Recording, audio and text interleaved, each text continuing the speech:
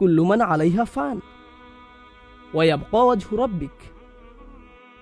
কিন্তু তোমার মুখমণ্ডল, যা হলো কোরআনের একটি এক্সপ্রেশন যা দিয়ে বোঝায় মহিমা, সম্মান, মর্যাদা, যুল জালালি ওয়াল ইকরাম, আল্লাহর কি চমৎকার নাম। সকল মহিমা যার মালিকানাধীন, সকল সম্মান যার মালিকানাধীন। এখন আরবিতে কারাম হলো সম্মান, ইকরাম হলো যখন আপনি কাউকে সম্মানিত করেন, এটা সকর্ম ক্রিয়াপদ।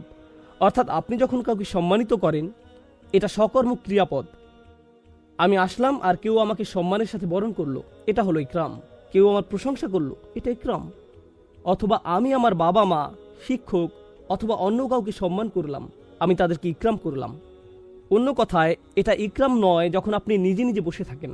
একজনকে আসতে হবে এবং আপনার উদ্দেশ্যে ইকরাম করতে হবে। বুঝতে পারছেন? আপনি যদি পাহাড়ের উপর একাকী বসবাস করেন, এরপর আপনি বললেন আমার অনেক ইকরাম আছে, না না না, কে আপনাকে সম্মানিত করছে? পাখিরা উড়ে এসে আপনাকে সম্মানিত করছে? কেউ এসে এটা আপনাকে করতে হবে।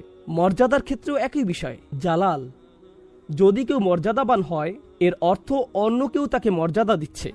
কিন্তু লক্ষ্য করুন আল্লাহ কি বলছেন। তিনি বলেছেন প্রত্যেকেই মারা যাবে, যার অর্থ কেউ বেঁচে থাকবে না আল্লাহকে সম্মানিত করতে, কেউ বেঁচে থাকবে না আল্লাহকে মর্যাদা দিতে। তারপরেও এগুলোর মালিকানা আল্লাহর, তারপরেও এগুলোর মালিকানা আল্লাহর।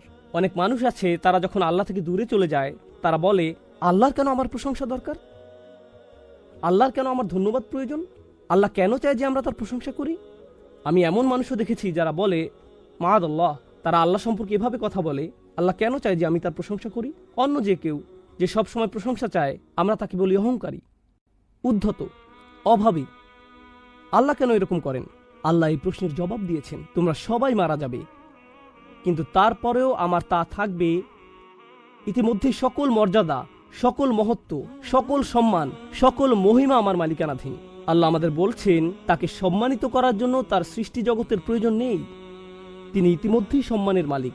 তো তিনি আমাদের এমন তাৎপর্যপূর্ণ বিষয় বলেছেন। আর তোমরা যা করো, তোমরা তা আল্লাহর জন্য করছো না, কারণ তোমরা আল্লাহর রত্নভাণ্ডারে কিছু যোগ করছো না। তোমরা শুধু করতে পারো তোমাদের নিজেদের জন্য। ইন আহসানতুম আহসানতুম লিনাফসিকুম, যদি তোমরা সবচেয়ে সেরা কাজগুলো করো, সেই সেরা কাজ আসলে তোমরা আল্লাহর জন্য করছো না, তোমরা করছো তোমাদের নিজের জন্য। এটা কোরআনের কথা। ওয়ামা জাহাদা ফাইন্নামা ইউজাহিদু লিনাফসিহি, যেই যতটুকু সংগ্রাম করুক সে এটা করে তার নিজের জন্যই। এই ইনভেস্টমেন্ট আপনার নিজের জন্য। যখন আল্লাহ আপনাকে তার পথে আনছেন, মানুষ ভুল বুঝে আর ভুল চিন্তা করে, আমাকে জোর করে কারো বাধ্যবাধকতায় নিয়ে আসা হচ্ছে, আমাকে জোর করে কারো আনুগত্য করা হচ্ছে, আমাকে জোর করে তাই করানো হচ্ছে যা আমি করতে চাই না। আর আল্লাহ আপনাকে বলছেন আমি শুধু তোমাদেরকে করার আমন্ত্রণ জানাচ্ছি, তোমরা যদি করতে চাও করো, যদি চলে যেতে চাও যেতে পারো। ফামান শাআ ফালিউমিন ওয়া মান শাআ ফালিয়াকফুর, যে চায় বিশ্বাস করতে পারে, যে চায় অবিশ্বাস করতে পারে। কুরআন প্রকাশ্যে বলছে তোমার চলে যাওয়ার স্বাধীনতা আছে, কিন্তু আপনি যদি আল্লাহর পথে আসেন সেক্ষেত্রে আপনি একাই সুবিধাভোগী। আপনি আল্লাহর কোনো উপকার করতে পারবেন না। আপনি যেমন আল্লাহর কোনো ক্ষতি করতে পারেন না, তেমনি আল্লাহর কোনো উপকারও করতে পারেন না। এজন্যই তিনি বলেছেন ওয়ায়াবকা ওয়াজহু রাব্বিকা যুল জালালি ওয়াল ইকরাম, তার মর্যাদা রয়ে যাবে, তোমাদেরকে তার প্রয়োজন নেই। আর তারপর তিনি প্রশ্ন করছেন ফাবিআইয়ি আলাই রাব্বিকুমা তুকাযযিবান, তোমাদেরকে তার প্রয়োজন নেই, তারপরেও তিনি তোমাদেরকে বাঁচিয়ে রেখেছেন, তারপরেও তিনি খাওয়াচ্ছেন, দিয়ে যাচ্ছেন, আপনার প্রয়োজন পূরণ করছেন, আপনার জীবনকে সৌন্দর্যমণ্ডিত করছেন। তিনি শুধু আপনাকে টিকে থাকার উপকরণ দিয়ে ছেড়ে দেননি, জেলখানার ভিতরেও মানুষ বেঁচে থাকতে পারে। তিনি আপনাকে ঘর দিয়েছেন, টিকে থাকার জন্য শুধু চামড়াই যথেষ্ট। তিনি আপনাকে দিয়েছেন পোশাক, তিনি আপনাকে এই জিনিসগুলো দিয়েছেন, কিন্তু আপনাকে কিছু দেয়া তার প্রয়োজন নেই, আর আপনার থেকে কোনো কিছু পাওয়ার তার প্রয়োজন নেই।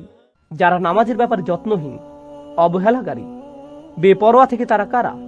যারা নামাজের ব্যাপারে যত্নহীন, অবহেলাকারী, তারা কারা? রাসূল সাল্লাল্লাহু আলাইহি ওয়াসাল্লামকে জিজ্ঞেস করা হলো, তিনি বললেন যারা সালাতের ওয়াক্ত চলে গেলে সালাত আদায় করে। আমি সবকিছু একসাথে করে নিব, অথবা একেবারে শেষ সময় পর্যন্ত অপেক্ষা করব, শেষ মুহূর্তে, তারপর এটা করে নিব। অবহেলা, গরিমসি করতেই থাকে। নামাজের ছোট বড় প্রতিটা অংশে অবহেলা। আপনারা হয়তো জেনে থাকবেন কোরআনে একটা আয়াত আছে, আসলে বিভিন্ন জায়গাতেই আছে, আপনাদের একটু ধারণা দেওয়ার জন্য, যে সালাত আসলে আল্লাহ সুবহানাহু ওয়া তাআলার কাছে ঠিক কতটা মূল্য বহন করে। সালাত আসলে কি? কোরআনের এক জায়গায় দেখা যায় আল্লাহ এবং মূসা আলাইহিস সালামের মধ্যে কথোপকথন চলছে। আল্লাহ তাআলা মূসার কাছে নিজেকে পরিচয় করিয়ে দিচ্ছেন। হ্যাঁ, আল্লাহ নিজেই। আল্লাহ কি বলছেন? ইন্নানি আনাল্লাহ, কোনো সন্দেহ নেই আমি আল্লাহ, ফাবুদনি, আমার ইবাদত করো, আমারই দাসত্ব করো। ও আকিমিস সলাতা লিযিকরি, আর সালাত প্রতিষ্ঠা করো যাতে আমার কথা স্মরণে থাকে। এখন একটু ভেবে দেখুন, মুসা আলাইহিস সালাম এখানে আল্লাহর সাথে কথা বলছেন। আপনার কি মনে হয় যে এখন আল্লাহকে ভুলে যাওয়া ওনার পক্ষে সম্ভব? যখন আপনি গুরুত্বপূর্ণ কারোর সাথে কথা বলেন, আপনি কখনোই ভুলবেন না, কখনোই না। এরপর কারোর সাথে দেখা হলে আপনি বরং বলবেন, আরে জানো আমার কার সাথে সাক্ষাৎ হলো, জানো কি আমার বাসায় এসেছিল, এই জানো জানো এইমাত্র কার সাথে কথা বললাম। যখন গুরুত্বপূর্ণ কারোর সাথে আপনার সাক্ষাৎ হয়, এটা আপনার মনে পুরোপুরি গেঁথে যায়। আর দেখা যায় পরবর্তীতে যার সাথে আপনার দেখা হচ্ছে, আপনি শুধু সেই বিশেষ সাক্ষাতের কথাই বলতে থাকেন। জানো কার সাথে আমার কথা হয়েছে? মানুষজন চিন্তায় পড়ে যায়, কার সাথে কথা হতে পারে? আল্লাহ আজ্জা জাল্লা। কিন্তু আল্লাহ বলছেন, না না না, এই স্মরণে কাজ হবে না। যদি আসলেই আমাকে স্মরণ করতে চাও, তোমাদেরকে সালাত প্রতিষ্ঠা করতে হবে। সেই আয়াতটি মনে আছে আপনাদের? ইন্না সলাতি ওয়া নুসুকি ওয়া মাহইয়ায়া ওয়া মামাতি লিল্লাহি রাব্বিল আলামিন। সাধারণ অনুবাদ করলে যার অর্থ দাঁড়ায়, সন্দেহ নেই আমার সালাত, আমার কুরবানি, আমার জীবন, আমার মরণ শুধুমাত্র বিশ্বজগতের পালনকর্তা আল্লাহর জন্য। জীবন মৃত্যু এগুলো অনেক বড় বিষয়, কিন্তু প্রথমে আসলো কি? সালাত। সালাত আল্লাহর জন্য। আমি ভাবছিলাম সালাত আসবে সবার শেষে। আমার জীবনই যখন আল্লাহর, সালাত তো জীবনেরই অংশ। কিন্তু না, সালাত প্রথমে, জীবন মরণ আসছে পরে। সুবহানাল্লাহ। দেখেছেন তাহলে সালাতের অবস্থান আল্লাহ তাআলার নিকট কোথায়? আর সূরা বাকারাতে আল্লাহ তাআলা সালাতকে সালাত না বলে বলেছেন ঈমান। হ্যাঁ, সালাত শব্দটির জায়গায় ব্যবহার করেছেন ঈমান। আল্লাহ তোমাদের ঈমান বৃথা নষ্ট করবেন না। ওমা কান আল্লাহু লিইউদিয়া ঈমানাকুম। যখন কিবলা পরিবর্তিত হলো, বনি ইসরাইল এসে বলল, আহা, তোমাদের আগের সব নামাজ তাহলে বৃথা গেল। আল্লাহ বললেন, আল্লাহ কখনোই তোমাদের ঈমান বৃথা যেতে দিবেন না। এখানে কি নিয়ে আল্লাহ কথা বলছিলেন? সালাত। তাহলে যদি এটি আল্লাহর সাথে সম্পর্কিত হয়, আল্লাহর কাছে ঈমান আর সালাতের মধ্যে কোনো পার্থক্য নেই, কোনো পার্থক্য নেই। আর হ্যাঁ, ঈমান আসলে কিসের প্রতীক? ঈমান কোথায় থাকে? এটার জায়গা কোথায়? এটা কি আমাদের চোখে, হাতে, কানে, জিহ্বা কিংবা মনে থাকে? কোথায় থাকে ঈমান? আমাদের হৃদয়ে। একইভাবে আমাদের সালাতও হৃদয়েই। আর এই অপরাধীদেরও আছে সালাত, কিন্তু সেটা উপস্থিত নেই কোথায়? তাদের হৃদয়ে। এজন্যই বলা হচ্ছে গফলাতুন, সাহুন, অমনোযোগিতা, অবহেলা করা, পাত্তা না দেয়া, আবার কিছুই যায় আসে না, এমন আচরণ। যখন কোনো কিছুর প্রতি আপনার গুরুত্ব থাকে না, কিছুর প্রতি আপনার আগ্রহ থাকে না, কোনো কিছুর প্রতি আগ্রহ হারানো, এই সমস্যার মূল কোথায়? হৃদয়ে। এটা তাদের প্রথম সমস্যা। সুবহানাল্লাহ। আল্লাহ আজ্জা জাল্লা সালাতে এই ধরনের সাহু থেকে আমাদের নিরাপদ রাখুক। আচ্ছা, এখন এটা নিয়ে কথা বলার পর আল্লাহ আজ্জা জাল্লা আরো বড় অপরাধের উল্লেখ করেছেন, আল্লাযীনা হুম ইরাউন। এই আয়াত নিয়ে আলোচনার আগে একটু বলতে চাই, ইমাম আশ-শাওকানী রাহিমাহুল্লাহর একটি উক্তি। এটা প্রথম যখন পড়েছিলাম আমার খারাপ লাগছিল আসলে। উক্তিটি হচ্ছে, আপনি যদি কখনো নামাজ পড়েন আবার কখনো নামাজ না পড়েন, তাহলে আপনি এই সাহিনদের অন্তর্ভুক্ত। আপনি নামাজের পূর্ব প্রস্তুতিমূলক কাজগুলোকে গুরুত্ব দেন না, আপনিও সাহুনের মধ্যে পড়েন। আপনি নামাজ পড়েন পাখির মতন, যেভাবে ঠুকরে ঠুকরে নুড়ি চুনচুতে নেয়। রাসূল সাল্লাল্লাহু আলাইহি ওয়াসাল্লাম এভাবে সিজদার কথা উল্লেখ করেছেন। কিছু লোককে সিজদা করতে দেখে তারা ঠাস করে মাথা নোয়াতো, আবার দ্রুত মাথা তুলে ফেলতো। আর তারা নামাজ ওয়াক্তের একেবারে শেষ মুহূর্তের জন্য অপেক্ষা করত। এটাও সাহু, সাহুয়ার মধ্যে পড়ে। নামাজের ছোট বড় প্রতিটা অংশে অবহেলা। রুকুর জন্য এখনো পুরোপুরি মাথা নোয়ানোই হয়নি, সোজা হওয়ার সময় হয়ে গেছে। রুকু যদি একটু লম্বা সময় ধরে চলে, আপনার মনের মধ্যে কেমন একটা কষ্ট অনুভূত হয়, হঠাৎ আপনার ব্লাড প্রেশার বেড়ে যায়। তাই তাৎক্ষণিকভাবে অর্ধেক যাওয়ার আগেই আবার সোজা অবস্থানে ফিরে আসতে হয়। সিজদায় কপাল ছোঁয়ানোর পূর্বেই দ্রুত আগের সোজা পজিশনে ফিরে আসা হয়। এটাকে ইংরেজিতে মজা করে বলা হয় হিট অ্যান্ড রান, ধুম ধুম ধুম, আর নামাজ শেষ যত তাড়াতাড়ি শেষ করা যায়। ব্যাপারটা এরকম আর কি। নামাজ অনেকটা বাধার মতো আপনার প্রতিদিনকার রুটিনে। অনেক জরুরি কাজ আপনাকে সম্পূর্ণ করতে হয়, নামাজটা শুধু মাঝখানে চলে আসে। আপনাকে এই নামাজের জন্যই সৃষ্টি করা হয়েছিল ভাই। আপনার জীবন মরণের উল্লেখের আগে আল্লাহ তাআলা সালাতের উল্লেখ করেছেন। সালাতের জন্যই আপনাকে বানানো হয়েছে। এটা আপনার জীবনের সবচেয়ে গুরুত্বপূর্ণ কাজ। নবী রাসূলদের প্রতি প্রথম আদেশ ছিল এটাই। আমরা মনে করি নবী রাসূল তো হচ্ছেন তারা যারা মানুষদের শুধু আল্লাহর পথে ডাকবেন। সূরাতুল মুদ্দাসসিরের থেকে আমাদের এই বুঝ, যাও মানুষদেরকে সতর্ক করো। কিন্তু সূরা মুদ্দাসসিরের আগে আসে সূরা মুজাম্মিল। আর সূরা মুজাম্মিলে প্রথমে রাসূল সাল্লাল্লাহু আলাইহি ওয়াসাল্লামকে কি করতে বলা হয়েছে? সালাত। কুমিল লাইলা ইল্লা কলিলা। আগে নামাজ পড়ে নাও, দাঁড়াও, তারপর মানুষদেরকে সতর্ক করবে। সুবহানাল্লাহ। সৃষ্টিকর্তা থেকে সে কেমন বিধান, যেটা আমরা পরোয়া না করে থাকতে পারি, অবহেলা অযত্নে পার করি। আল্লাহ বলেন সে তো এমন মানুষ, নামাজ পড়লো কি না পড়লো তাতে কিছুই যায় আসে না তার। পাঞ্জাবের ভাষায় বললে গাল্লি কই নেই, অর্থাৎ কোনো ব্যাপার না, এটা আর এমন কি, সব ঠিক আছে, এত বাড়াবাড়ি করার কি আছে এগুলো নিয়ে, আর এত শুধু মাগরিবের নামাজ, আরে ঠিক আছে এখনো সময় আছে, সময় আছে তো। আর আপনি মনে মনে এভাবে বলতে থাকেন, নিজেকে বোঝাতে থাকেন। সুবহানাল্লাহ। যাই হোক, মুসলিমদের অন্ততপক্ষে তাদের প্রতিদিনকার কাজকর্ম, স্পেশালি তাদের সামাজিক কাজকর্মগুলো নামাজকে কেন্দ্র করে সাজানো উচিত। ইন্নাস সালাতা কানাত আলাল মুমিনিনা কিতাবাম মাওকুতা। কোনো সন্দেহ নেই সালাত বিশেষভাবে মুমিনদের ক্ষেত্রে এটা তো তাই যা তাদের নির্দিষ্ট সময় জুড়ে থাকে। ইন্নাস সালাতা কানাত আলাল মুমিনিনা কিতাবাম মাওকুতা। কোনো সন্দেহ নেই সালাত বিশেষভাবে মুমিনদের ক্ষেত্রে এটা তো এমনই যা তাদের নির্দিষ্ট সময় জুড়ে থাকে, এটাকে কেন্দ্র করে তাদের জীবন সাজানো হয়। আর আল্লাহ এখানে আল্লাযীনা আমানু বলেননি, তিনি বলেছেন আল মুমিনিন।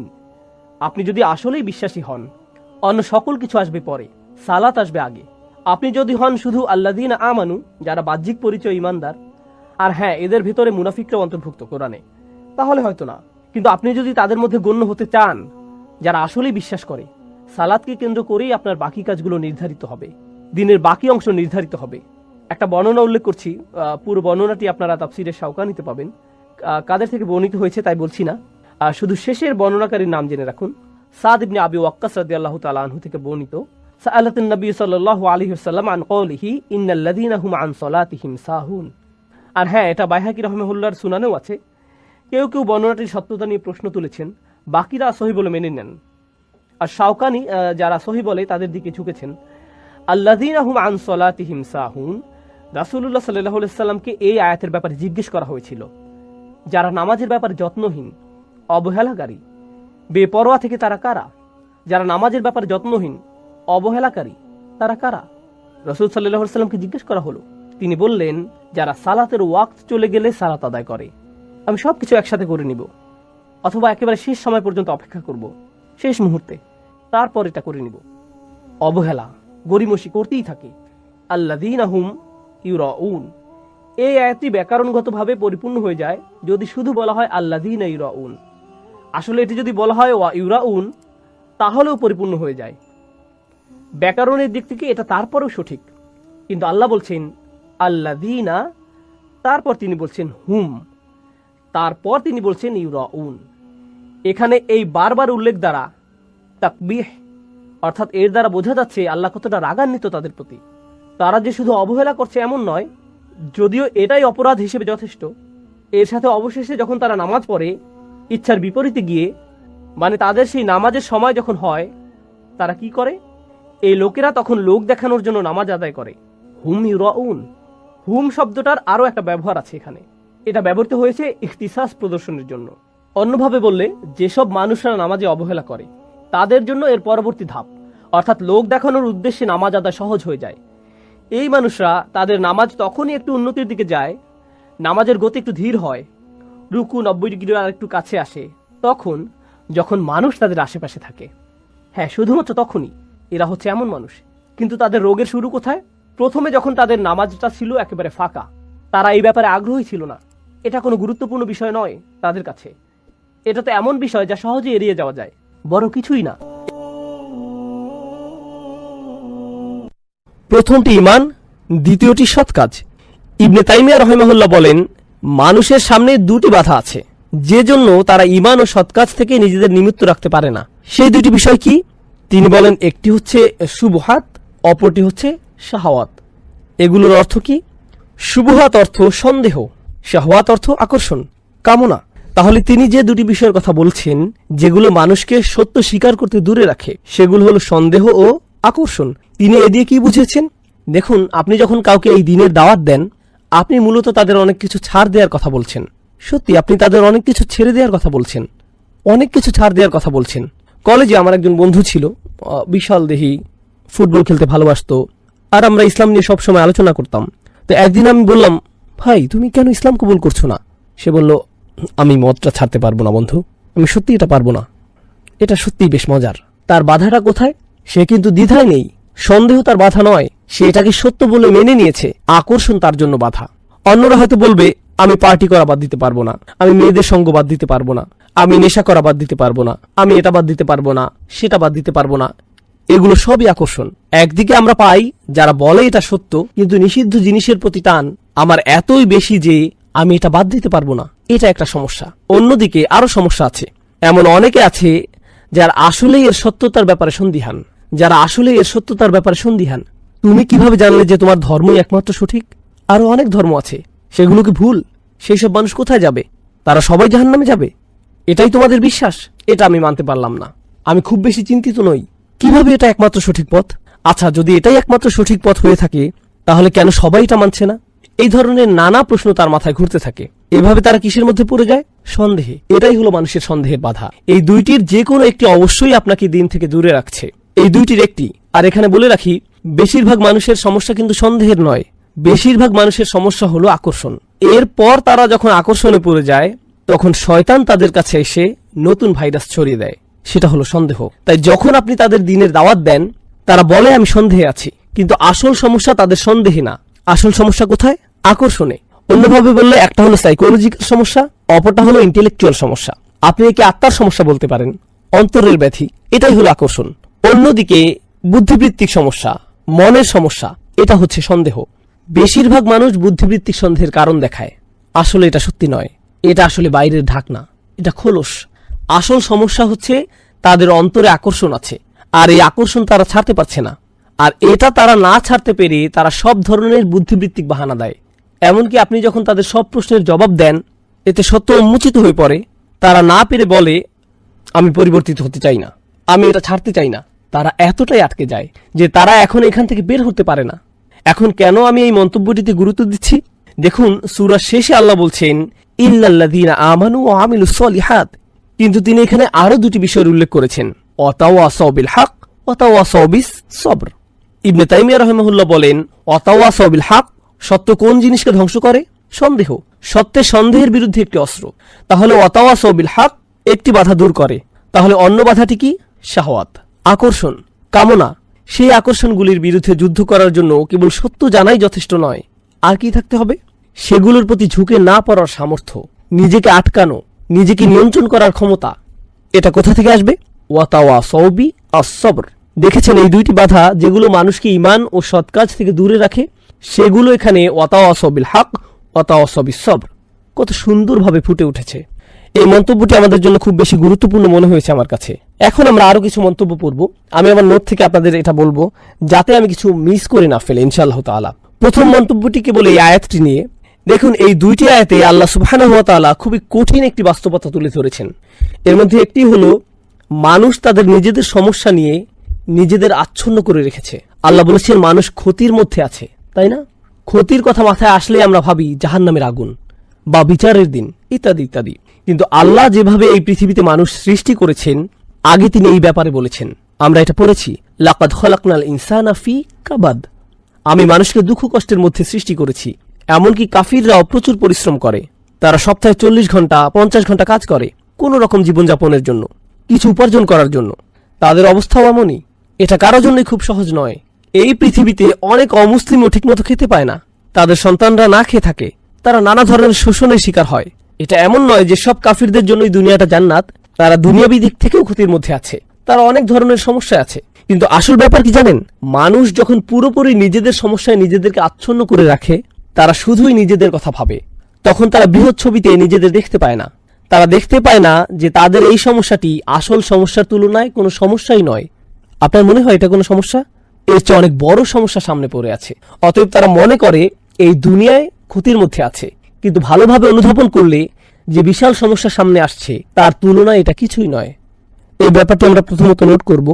এরপরে কি হয়? যখন আপনার নিজের ঈমান নেই, যখন আপনার সেই চাবি নেই, জানি আমরা পরবর্তী আয়াতে কথা বলবো, আপনার সেটাকে আরো বড় মনে হবে। আপনার মনে হচ্ছে আপনার একটা বড় সমস্যা আছে। আমি মাঝে মাঝে এই আয়াতটি স্মরণ করি। আমরা মানুষেরা খুব দুর্বল, আমরা এভাবে ভাবি। আমি যখন মেরিল্যান্ডে থাকতাম, একবার আমাদের বাড়ির বেসমেন্টে বন্যা হয়েছিল। আমরা ভাবলাম, ও আল্লাহ, বাড়ির সামনে পুরো ভিজে গিয়েছে, এই সেই ইত্যাদি। আলহামদুলিল্লাহ টেক্সাসের বাড়িগুলো বেসমেন্ট নেই, এটা সুন্দর। এরপরে আমার এক ভাইকে কল দিলাম আমাদের সাহায্য করার জন্য। আমাদের খুবই খারাপ লাগছিল। আমার বাচ্চারা উপরতলায় ছিল, বাসার ইলেকট্রনিক্সের জিনিসপত্র আছে। তো সেই ভাই আসলেন, ভাইটি চমৎকার, আলহামদুলিল্লাহ। তিনি সম্ভবত সোমালিয়ান ছিলেন, খুবই কাজের মানুষ। তিনি একটা ইসলামিক স্কুল ও একটি মসজিদে দেখাশোনা করতেন। তিনি বললেন, ভাই আপনাকে দেখে খুব চিন্তিত মনে হচ্ছে। আমি বললাম, হ্যাঁ ভাই, আমি একটু চিন্তিত বোধ করছি। তিনি বললেন, পানি নিয়ে ভাববেন না, আপনি চাইলেও পানির সাথে যুদ্ধ করতে পারবেন না। এটা ফেরাউনকেও মেরে ফেলেছিল। আর আমি তার সাথে আড্ডা দিতে শুরু করেছিলাম। তিনি আমাকে তার জীবনের গল্প শোনালেন। সুবহানাল্লাহ, সুবহানাল্লাহ। তার বয়স ছিল তখন মাত্র 5 বছর, যখন তার গ্রামে শত্রু আক্রমণ করেছিল। আর তিনি একটা খড়ের গাদার পেছনে একটা গাধার আড়ালে লুকিয়েছিলেন। তিনি সেই বাচ্চা বয়সে বাড়ি থেকে বেরিয়েছেন। তার পুরো পরিবারকে হত্যা করা হয়েছে।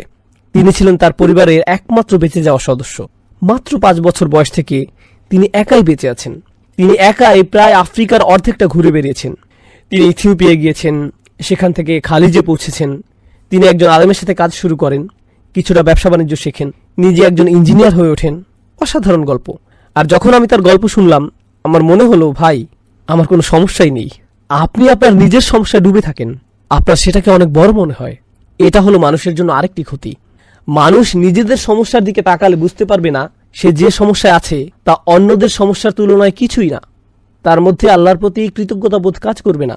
আর যখন এমনটি হবে, মানুষ যখন প্রচণ্ডভাবে নিজেদের নিয়ে ব্যস্ত হয়ে পড়ে, তারা তাদের নিজেদের সমস্যা নিয়ে ব্যস্ত হয়ে পড়ে, তারা 3টি জিনিসের শিক্ষা থেকে বিমুখ হয়ে পড়ে। 3টি জিনিসের প্রতি আমি এখানে আলোকপাত করব। এর প্রথমটি হলো আল্লাহর সৃষ্টি থেকে পাওয়া শিক্ষা। তারা আল্লাহর সৃষ্টিগুলোকে চিহ্ন হিসেবে দেখে না, যা মানুষের জীবনের আসল উদ্দেশ্যের প্রতি স্মরণ করিয়ে দেয়। আপনার জীবনের আসল সমস্যাগুলো কি? টাকা পয়সার সমস্যা কোনো সমস্যাই না, স্বাস্থ্যগত সমস্যা কোনো সমস্যাই না। ইমানের সমস্যা আসলে অনেক বড় সমস্যা। তুলনা করতে চাইলে এটা অন্যান্য সমস্যার তুলনায় কোনো সমস্যাই না। আপনার হয়তো সামাজিক সমস্যা আছে, এটা কিছুই না। চাকরির সমস্যা কোনো সমস্যাই না। আমি শয়তানি করে বেড়াচ্ছি, নিজেকে বাঁচানোর জন্য আমাকে অবশ্যই ভালো কাজ করতে হবে। তুলনা করলে এটা অন্য সমস্যাগুলোর তুলনায় অনেক বড় সমস্যা। আর আল্লাহর আয়াত দেখে, আল্লাহর সৃষ্টি দেখে স্বাভাবিকভাবেই আপনার স্রষ্টার কথা মনে হতে হবে। আপনার মধ্যে কৃতজ্ঞতা বোধ জন্মাবে আর আপনার জীবনের উদ্দেশ্যে স্মরণে আসবে। তারা এইসব সৃষ্টিকে একটা নিদর্শন হিসেবে দেখতে ব্যর্থ হয়। অন্যভাবে বললে তারা ইতিহাসের শিক্ষা নিতে জানে না। এটাই সূরায় বলা হয়েছে। যখন আল্লাহ বলেন ওয়াল আসর, আসর শব্দটি মনে করুন এমন সময় যা ফুরিয়ে যায়। আপনি যদি শুধু ইতিহাসের দিকে তাকান, দেখতে পাবেন কত শত মানুষ ব্যর্থ হয়ে চলে গিয়েছে। তাদেরও সফল হওয়ার জন্য সময় ছিল, আর তারা তাদের সময়ের সদ্ব্যবহার করেনি। তারা ব্যর্থ হয়েছে, মারা গিয়েছে, আর তাদের সুযোগ শেষ হয়ে গিয়েছে। এরপর নতুন প্রজন্ম এসেছে নতুন সুযোগ নিয়ে, তারাও একইভাবে তাদের সময় হারিয়েছে, তারাও মারা গিয়েছে। আর এখন আমার সময় এসেছে, আমার সুযোগ আছে, আমি কোনোভাবেই এমন ভুল করব না যা আগের মানুষেরা করেছিল। তাই আল্লাহ বলছেন, আগের জাতি তাদেরকে দেয়া সুযোগ হারিয়েছে। আল্লাহ এখানে বিগত সব ঐতিহাসিক ঘটনাবলী কেবল একটি শব্দ ওয়াল আসর এটা দিয়ে তুলে ধরেছেন। সেটি হলো যারা চূড়ান্ত ক্ষতির মধ্যে পড়েছে, তারা সবাই নিজেদের সময়ে সদ্ব্যবহার করতে ব্যর্থ হয়েছে। তারা দেরি করে ফেলেছে। মিন ক্বাবলি আন ইয়াতিয়া আযাবিন আলীম, কোন আযাব আসার আগেই সময়ের সদ্ব্যবহার করে নাও। আর সবশেষে ওহীর নিদর্শনের ব্যাপারে বলবো, যখন আপনি নিজের সমস্যার ব্যাপারে বেশি চিন্তিত, আপনি কোরআনের দিকে তাকাতে ভুলে যান। আপনি ওহীর প্রতি আগ্রহ হারিয়ে ফেলেন। আপনি রাসূলুল্লাহ সাল্লাল্লাহু আলাইহি সাল্লামের নির্দেশের কথা ভুলে যান। আমি কিভাবে আমার জীবন পরিচালনা করব, আমি সামনে কোন দিকে যাব, কারণ তখন আপনি শুধুমাত্র আপনার নিজের ক্যারিয়ার নিয়ে ভাবেন। আপনি নিশ্চয়ই রাসূল সাল্লাল্লাহু আলাইহি সাল্লাম থেকে কোনো ক্যারিয়ার টিপস বা প্রোগ্রামিং এর কোনো কথা শুনবেন না। আপনি কোরআন থেকে সেটা পাবেন না। কিন্তু আপনি যদি জানতে চান আমি কোথায় আমার সম্পদ খরচ করব, আমি কিভাবে আমার বাচ্চাদের বড় করব, প্রতিবেশীদের সাথে আমার কেমন আচরণ করা উচিত, বাবা মায়ের প্রতি আমার কি কর্তব্য রয়েছে, আপনি যদি এভাবে ভাবা শুরু করেন আমি কি কি ভালো কাজ করতে পারি, তাহলেই আপনি কোরআনের দিকে ফিরবেন, তাহলেই আপনি নবী করিম সাল্লাল্লাহু আলাইহি সাল্লামের দিকে ফিরবেন। সুতরাং এরকম নিজেদেরকে নিয়ে ব্যস্ত থাকা ব্যাপারটাই মানুষের জন্য একটা ক্ষতি। এরপর শাহ ওয়ালিউল্লাহ দেহলভী রাহিমাহুল্লাহর একটা অসাধারণ উক্তি আপনাদের সাথে শেয়ার করব। এটা সূরা আসরের ব্যাপারে। এই আয়াতে আসর শব্দটির সাথে মানুষের ক্ষতির সম্পর্ক নিয়ে শাহ ওয়ালিউল্লাহ দেহলভী রাহিমাহুল্লাহ কোরআনের কিছু আয়াতের জন্য একটা বিশেষ শব্দ ব্যবহার করেছেন। তিনি এটাকে বলেন আত-তাযকির বিআইয়ামিল্লাহ, আল্লাহর দিনগুলোর মাধ্যমে স্মরণ। আল্লাহর দিন কোনগুলো? যেদিন তিনি মানুষকে সৃষ্টি করেছেন, যেদিন তিনি নবীজি সাল্লাল্লাহু আলাইহি সাল্লামের উপর কোরআন নাজিল করেছেন, বদরের দিনটি, যেদিন নূহ আলাইহিস সালামের বিরোধীদের উপর বন্যা হয়েছিল, যেদিন পানি দ্বিখণ্ডিত হয়েছিল, যেদিন ফিরআউন ধ্বংস হয়েছিল, যেদিন মূসা আলাইহিস সালাম আল্লাহর সাথে কথা বলেছিলেন, ইত্যাদি ইত্যাদি। এগুলো হলো মানব ইতিহাসের অনন্য কিছু দিন, আর আল্লাহ এই দিনগুলোকে কোরআনে উল্লেখ করেছেন, তাই না? নিশ্চয়ই ভবিষ্যতে এমন আরো অসাধারণ কিছু হতে যাচ্ছে। বিচারের দিন, যেদিন বিশ্বাসীরা তাদের স্রষ্টাকে দেখতে পাবে। এগুলো হলো সময়ের মধ্যে কিছু গুরুত্বপূর্ণ সময়। আর ওয়াল আসর বলার মাধ্যমে এবং সেই সতর্কবাণী থেকে বাঁচার উপায় হলো আমরা যদি শুধু সেই দিনগুলো স্মরণ করি আর সেগুলোই আমাদের নিজেদের বাঁচানোর জন্য যথেষ্ট হবে, সবকিছু ঠিক রাখার জন্য যথেষ্ট হবে। এটাই ছিল শাহ ওয়ালিউল্লাহ দেহলভী রাহমাহুল্লাহর মন্তব্য। আর সবশেষে হাবিবুদ্দিন ফারাহির একটা চমৎকার মন্তব্য পড়তে চাই। তিনি বলেন, এই সূরার অন্যতম একটা শিক্ষা হলো মানুষ যখন কোথাও ঘুরতে যায়, আপনি হয়তো কোনো ঐতিহাসিক জায়গায় গেলেন, মানুষ চীনের মহাপ্রাচীর দেখতে যায়, অথবা রোমের কোনো প্রাচীন নিদর্শন দেখতে যায়, কিংবা আলজেরিয়ায় রোমান সাম্রাজ্যের সেই অসাধারণ দুর্গ ও জাহাজ দেখতে যায়। মানুষ এগুলো দেখতে যায়, সেখানে গিয়ে তারা হাসি মুখে এগুলোর সাথে ছবি তুলে। কিন্তু এইসব নিদর্শন আসলে কিসের চিহ্ন? এগুলো ধ্বংস হওয়া জাতির চিহ্ন। কোনো কবর হলো একজন মানুষের মৃত্যুর চিহ্ন, কিন্তু সেই স্মৃতিচিহ্নগুলো একটি জাতির মৃত্যুর চিহ্ন।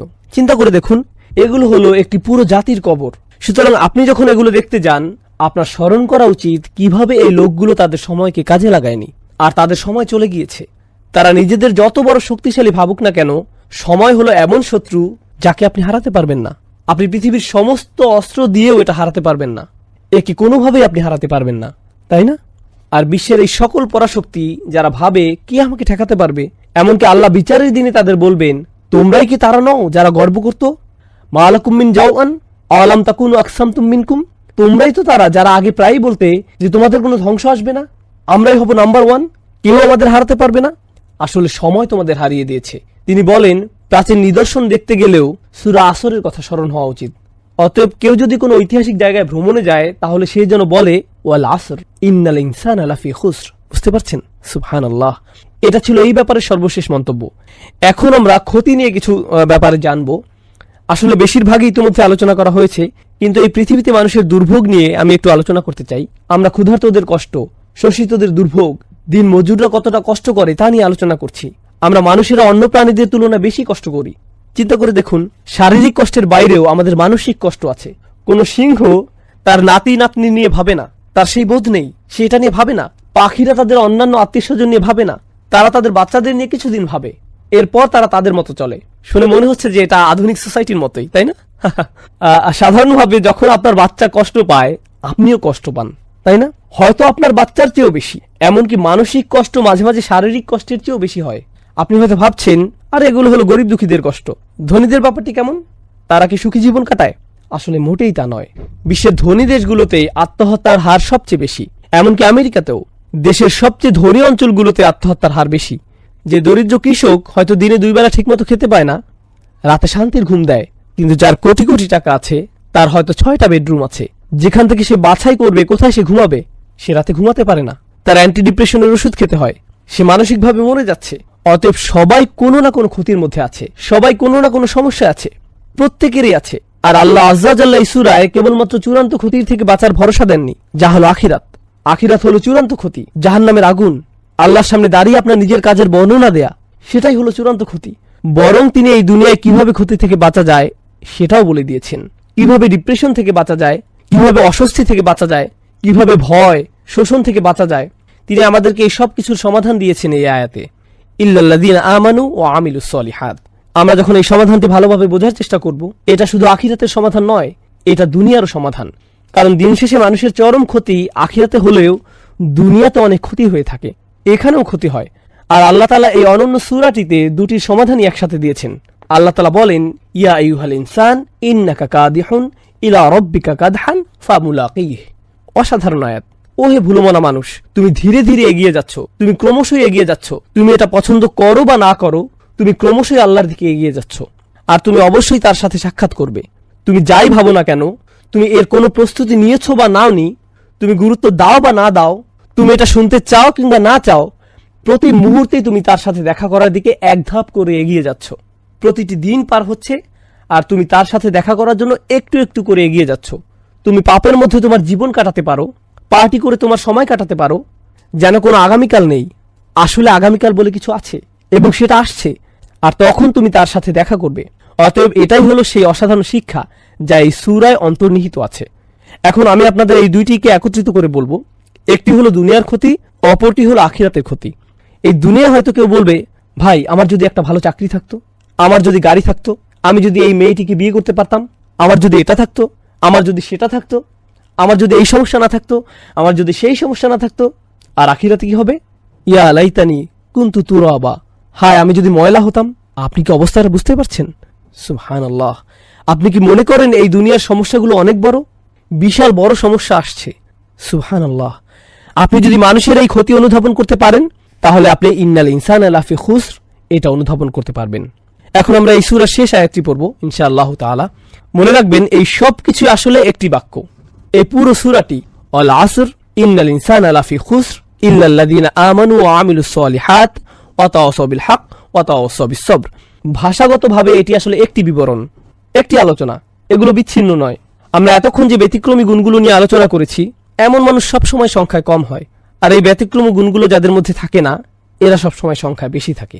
অন্যভাবে বললে, যারা ক্ষতির মধ্যে আছে এরাই সংখ্যায় বেশি, আর যারা সফল মানুষ তাদের সংখ্যা কম। সমাজের আরেকটা ব্যাপার আমাদের জানা প্রয়োজন। আসলে এভাবেই পৃথিবী চলে। বেশিরভাগ মানুষ ভালো মন্দ নির্ধারণ করে, বেশিরভাগ মানুষ সমাজের গতি প্রকৃতি ঠিক করে, বেশিরভাগ সমাজের আদর্শ রূপ নির্ধারণ করে। মনোবিজ্ঞানে স্বাভাবিক আচরণকে কিভাবে ব্যাখ্যা করা হয় জানেন? স্বাভাবিক আচরণ তাকে বলা হয় যা সবাই করে, আর অস্বাভাবিক আচরণ বলা হয় তাকে যা অন্যরা করে না। অন্যভাবে বললে, সবাই একদিকে গাড়ি চালাচ্ছে আর আপনি অন্যদিকে গাড়ি চালাচ্ছেন, আপনি ভুল করছেন। অস্বাভাবিক আচরণ। ধর্মীয়ভাবে বিষয়টি মোটেও এমন নয়।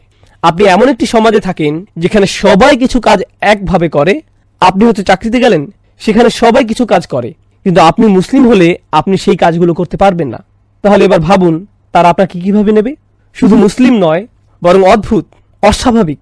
আপনি মিশতে পারছেন না।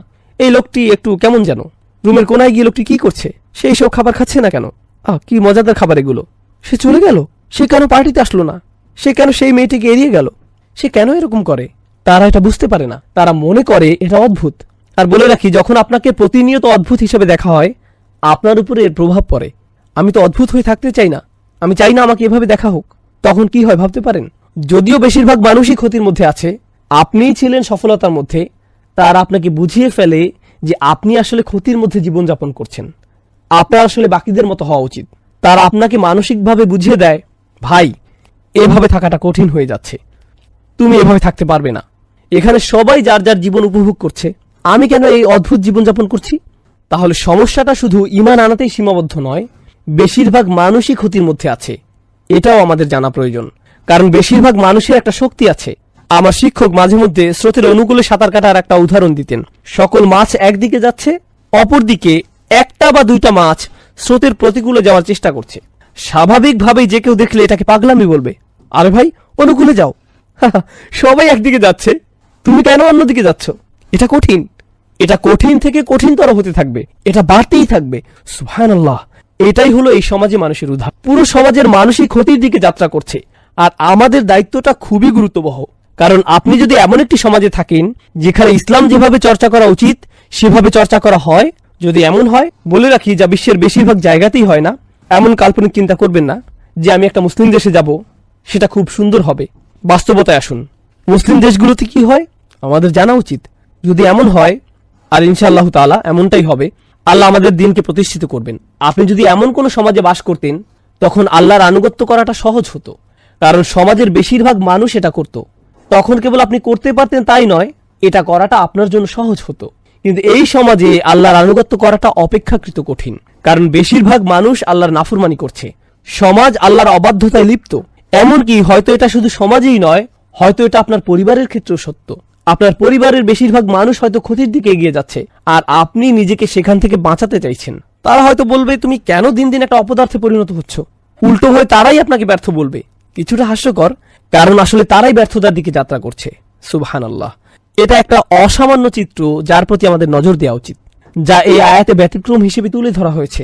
ইল্লাল্লাযীনা আমানু ওয়া আমিলুস সালিহাত ওয়া তাওয়াসাউ বিল হক ওয়া তাওয়াসাউ বিস সবর। এই ব্যাপারে প্রথমেই যা বলবো তা হলো, যখন আল্লাহ মানুষের কোনো ক্ষতির কথা বলেন, সেখানে একবচন ব্যবহার করা হয়, আল ইনসান। যদিও শুরুতে সব মানুষ নিয়ে আলোচনা করা হয়েছে, আমরা এর আগে দায়িত্বের ব্যাপ্তি নিয়ে আলোচনা করেছি, সেখানেও একবচন ব্যবহৃত হয়েছে। এর অর্থ কি জানেন? দিন শেষে আপনি ভাবতে পারেন আপনি সমাজের অনুসরণ করছেন, আপনি সমাজের অনেককে আপনার সাথে পাবেন, আপনার পরিবার আপনার সাথে আছে, আপনার গোত্র আপনার সাথে আছে, আপনার দেশ আপনার সাথে আছে, কিন্তু যখন আপনার কোনো ভুলের ক্ষতিপূরণ দিতে হবে, কেউই আপনার সাথে থাকবে না, আপনি নিজেই এর ক্ষতিপূরণ দিবেন। মানুষ সমাজ অনুসরণ করে, কিন্তু যখন সময় আসবে, অতাকাত্তাআত বিহিমুল আসবাব, সকল সুসম্পর্ক শেষ হয়ে যাবে। কিন্তু ব্যতিক্রমে